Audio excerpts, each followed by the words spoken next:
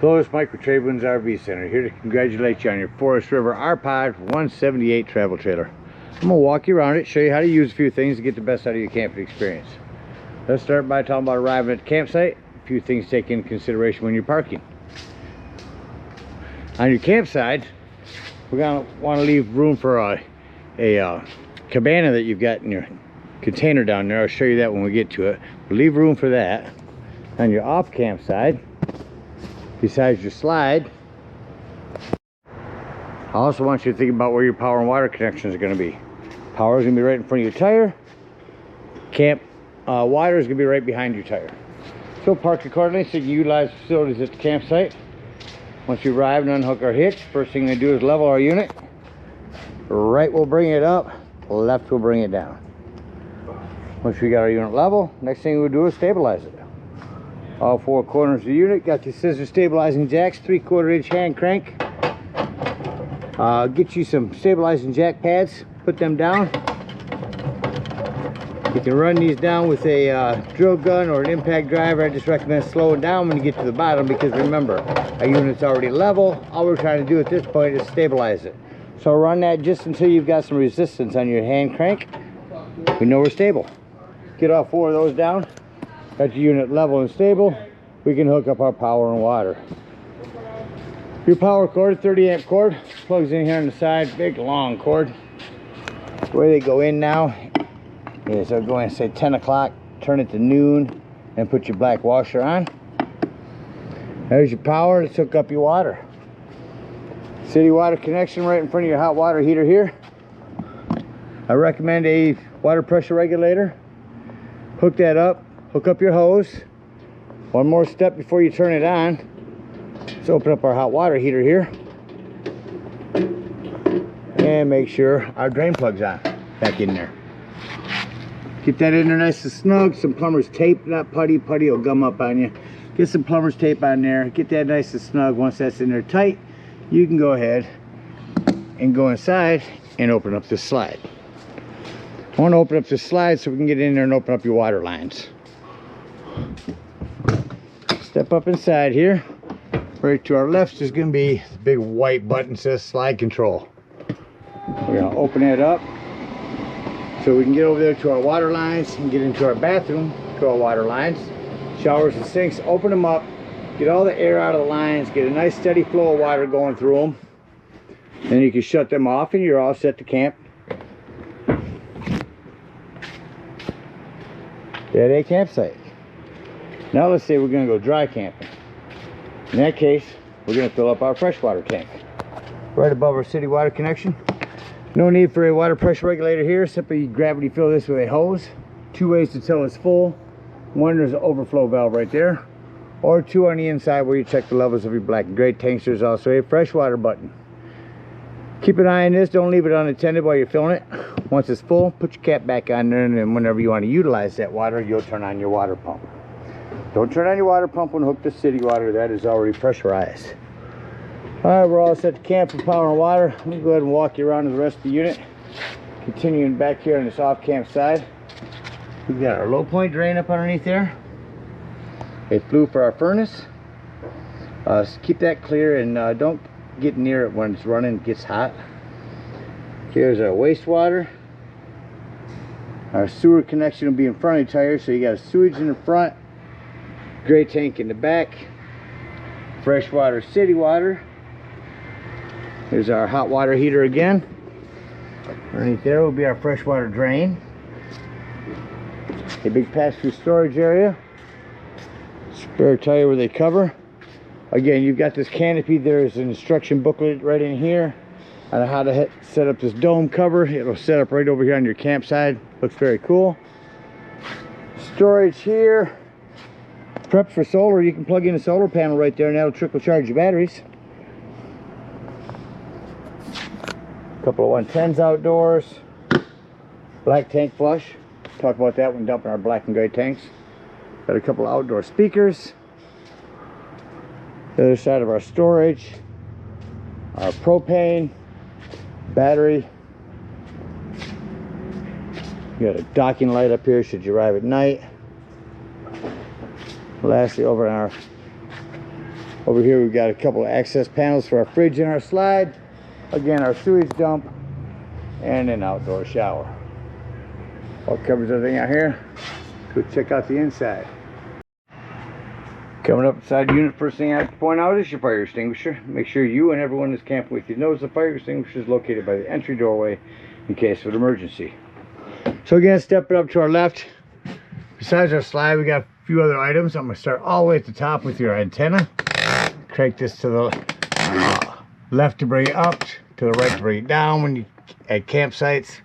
Below that, your stereo system, AM, FM, Bluetooth, DVD, CD player, nice system.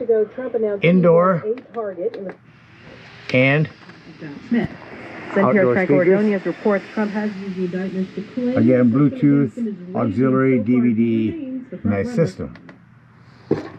This is going to be your awning light, your slide control. Here's where you check the levels of your brand new battery, fresh black and gray tanks. Here's where you turn on your hot water heater if hooked to gas. Here's where you turn on your water pump if using potable water. The television, I'm going to leave that strapped in there, but I'll just go ahead and turn it on for you. Tell you when you arrive at the campsites, go into your menu, run a digital channel scan, that'll help you to pick up all the local channels. Your antenna is there. Schools during this morning's hearing. There is also a swivel on that, so you can swivel it all the way around, watch it from the bed. Remote for your stereo up top as well. All the way down here's going to be your breaker box and fuses. 15, 40, 7.5, 30. Got quite a variety in there. I highly recommend having some of those with you when you go camping. Continuing in, we got a thermostat here. Let's go ahead and crank the air up. Should be right over top of my head here. A nice quick dump on it. Both ends. You notice when I shut that off, there's only two settings: furnace or cool and off. Generally, the AC units shut off kind of quickly.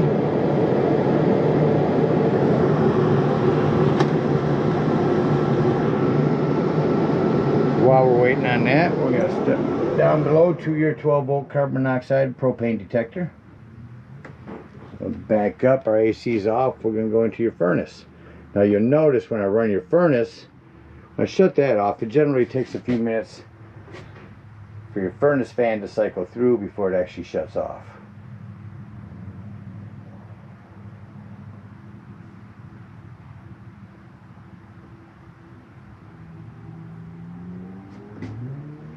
Alright, shut that off.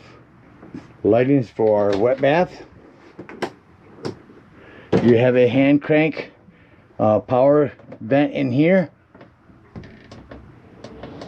4 different speeds on that. 110 with GFCI reset underneath your bed here. Storage. Access to your plumbing for your sink here. These will hand light with a stick lighter. Self-explanatory microwave here. What below is that? Down below that is our Dometic fridge, electric, gas, or 12 volt. 1 through 5 there being the coldest. Our table here will fold down onto these. Put your back cushions on there, it'll give you another sleeping area. There is storage underneath these as well. Smoke alarm in the ceiling here. That about covers everything in here. Act like we're leaving the campsite and close the unit up and start shutting off lights. Shut off my interior lights. A lot of these are just one touch.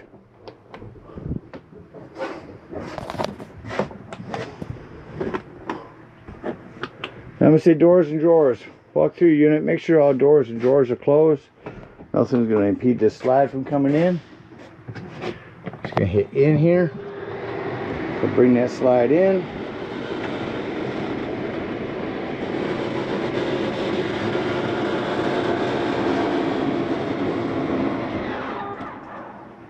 Slides in, exit the unit. Before you leave the dump station, lock and deadbolt this, lift and turn this handle. That's how you want that door for travel. Alright, if we're out dry camping, we're gonna bring up our stabilizing jacks. Come on over right up underneath our freshwater fill. You see a freshwater tank. Dump that and head on home to the nearest dump station, whatever you need. If we're at a campsite, we're gonna hook our power, our water, our cable, bring up our stabilizing jacks, hook up our hitch, and head on up to the dump station. Now again, at the dump station, we're going to dump in the front of your tire first, behind your tire second. Hook up, we're going to pull that sewage connection. Once it sounds like it's no longer draining, check inside, show that it's empty. Once it is empty, leave that handle open, grab the hose at the dump station, and hook it up to this tank flush. Again, emphasizing to leave that sewage open. Turn that hose on and let that run for a good 5 minutes. It's going to wash all that nastiness out of your black tank. When that's done, remove that hose. Make sure all that washout water you just put in there has drained. Close that sewage. Take your hose, come back here to your wastewater. That's going to be your gray tanks, your cleaner waters, your sinks, your showers. Go ahead and pull that handle while my gray tanks are draining. Get up underneath there, dump your low point drains. If we're done camping for a while, don't want to leave stagnant water in your hot water heater, come up here and lift up on this pressure release valve. Just like that, it's going to dump hot water out of there. When that's done, pull your drain plug and that'll drain your residual hot water. When your last gray is done, close that up, remove your sewage hose, and conveniently and sanitarily store it up here in your sewage hose container. Again, we thank you guys so much for your purchase. Hope you enjoy this R-Pop for many years to come. Happy camping!